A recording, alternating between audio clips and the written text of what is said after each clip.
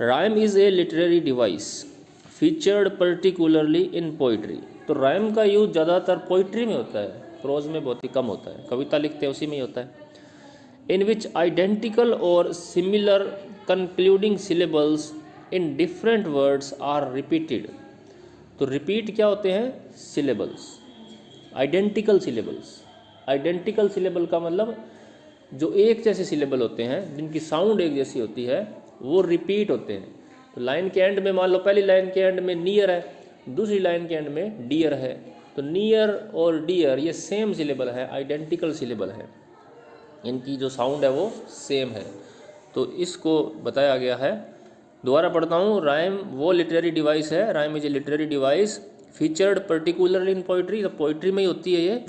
इन विच इसके अंदर आइडेंटिकल और similar concluding syllables in different words are repeated. तो इसमें आइडेंटिकल सिलेबल्स होते हैं वो रिपीट होते हैं, वर्ड अलग हो सकते हैं, सिलेबल वही होता है। जैसे नियर और डियर, इसमें सिलेबल है ई है, ई है, वोवल साउंड होती है ना सिलेबल की, तो ई है, दोनों में ई है, आगे पहले में नियर है और दूसरे में डियर है। वर्ड डिफरेंट हो सकते हैं।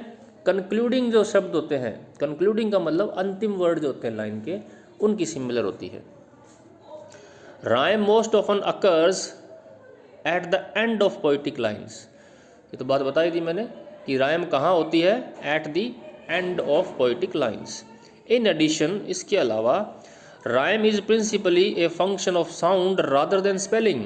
तो राइम जो है वो साउंड की चीज़ है, स्पेलिंग से उसका कोई लेना देना नहीं है।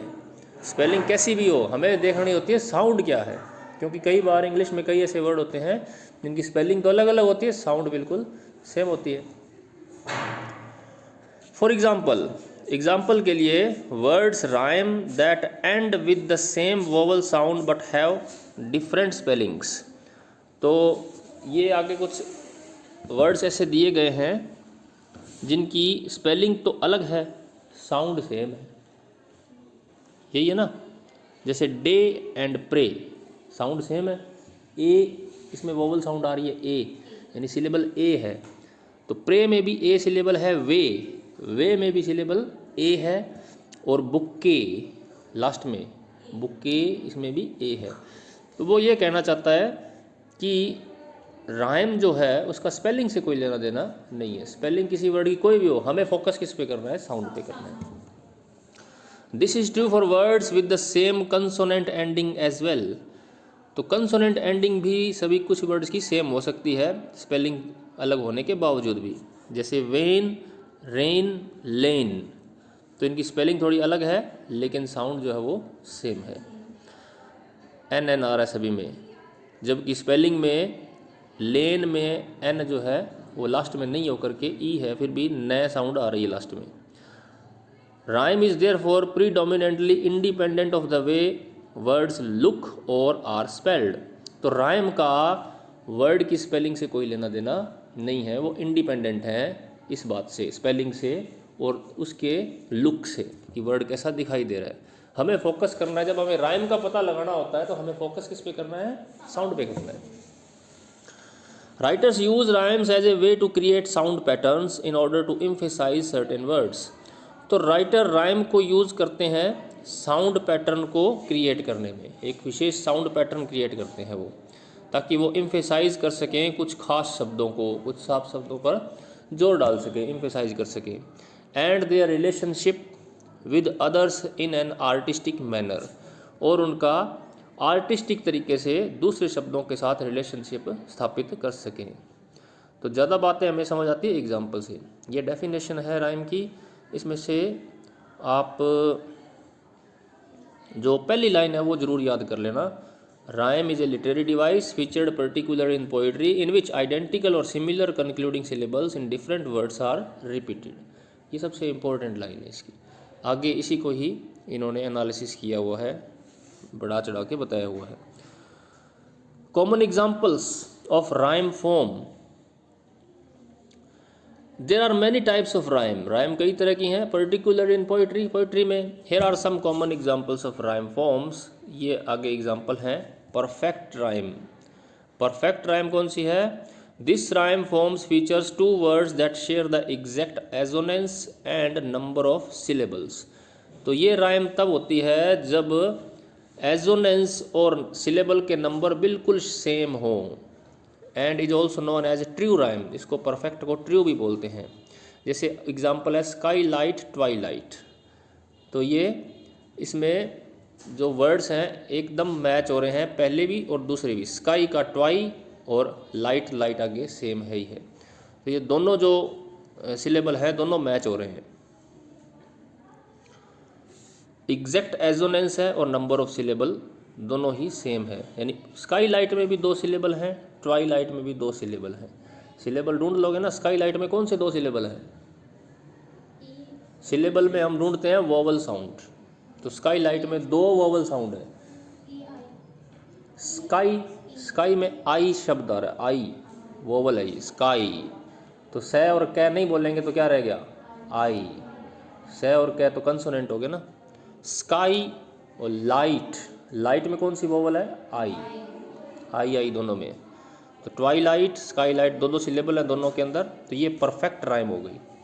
Slant rhyme, this rhyme form features words with similar but not exact assonance and a number of syllables. This is also known as half rhyme और इम्परफेक्ट राइम। ग्रीव बलीव, तो ग्रीव और बलीव में आप देखो परफेक्ट राइम नहीं है, क्योंकि grieve की साउंड बिलीव से अंत में मिलती है, शुरू में नहीं मिलती। क्योंकि इसमें 2 सिलेबल हैं बलीव में और ग्रीव में 1 ही सिलेबल है, लेकिन लास्ट सिलेबल मिलता है, तो ये राइम हो गई। अब क्योंकि पीछे वाला सिलेबल नहीं मिल रहा है तो ये परफेक्ट ना होकर के स्लैंट राइम है। पहले वाले के अंदर दोनों सिलेबल मैच कर रहे थे, इसमें ग्रीव में 1 ही सिलेबल है और बिलीव में 2 सिलेबल है, लेकिन लास्ट वाला मिल रहा है इसलिए राइम। ग्रीव में कौन सा सिलेबल है? ई, इसमें ई वोवल साउंड है ग्रीव। और बलीव में 2 सिलेबल हो गए, ब, तो इसमें ए है, बलीव, इसमें ई आ गया। आई राइम उसको कहते हैं कि जो देखने में राइम लगती है लेकिन होती नहीं है। स्पेलिंग तो सेम है, देखने में वर्ड एक जैसे लग रहे हैं लेकिन उनकी उच्चारण अलग है, उसको आई राइम कह देते हैं। जैसे this rhyme form features 2 words that appear similar when red but do not actually rhyme when spoken और प्रोनाउंस्ड। जब पढ़ा जाता है तब तो ऐसा लगता है कि बराबर है, इक्वल है साउंड, लेकिन जब बोलते हैं तो फर्क आ जाता है। जैसे मूड और हुड, अब देखने में तो सेम लग रहे हैं मूड और हुड, स्पेलिंग दोनों की एक MOOD HOOD, लेकिन फ़र्क है ना, मूड में बड़ा U है और हुड में छोटा U है, तो ये मैच कम हो रही है। मूव और डव, ये तो मूव है, स्पेलिंग वही है MOVE और DOVE है, लेकिन उच्चारण इनका अलग है। तो ये देखने में तो लग रहा है कि ये राइम है, लेकिन बोलते हैं तब राइम नहीं है। तो ऐसी राइम को क्या बोलते हैं? आई राइम, क्योंकि सिर्फ आँखों को लगती है। मैस्कुलिन राइम कौन सी है? The rhyming form takes place between the final stressed syllable of 2 lines. तो फाइनल में जो स्ट्रेस्ड सिलेबल है जब वो साउंड मिलती है तो उसको मैस्कुलिन राइम कहते हैं। जैसे कंपेयर, रिपेयर, तो कंपेयर में स्ट्रेस देते हैं पेयर पे, कंपेयर, और इसी तरह रिपेयर में भी स्ट्रेस देते हैं पेयर पे, रिपेयर, तो इसको बोल देते हैं मैस्कुलिन राइम। फेमिनिन राइम है, this rhyming form features multi syllables in which stressed and unstressed syllable rhyme with each other respectively. Lazy, crazy, तो इसमें जो अंतिम सिलेबल है वही मैच कर रहा है। आगे and rhyme, these are rhymes that occur between the final words of 2 consecutive lines of poetry or non-consecutive lines following rhyme scheme in a stanza। तो एंड राइम उनको बोलते हैं जब लगातार 2 लाइनों की साउंड सेम हो। Tiger tiger burning bright in the forest of the night, तो ब्राइट और नाइट दोनों वर्ड मैच कर रहे हैं 2 लगातार लाइनों में। ज़्यादातर पोइट्री में क्या होता है कि पहली लाइन तीसरी लाइन से मैच करती है और दूसरी लाइन चौथी से, या कई बार ऐसा तो पहली लाइन चौथी से और दूसरी तीसरी से, ऐसा होता है। कंटिन्यू अगर दो लाइनों में राइम आ रही है तो उसको एंड राइम भी कह सकते हैं अपने। ओके,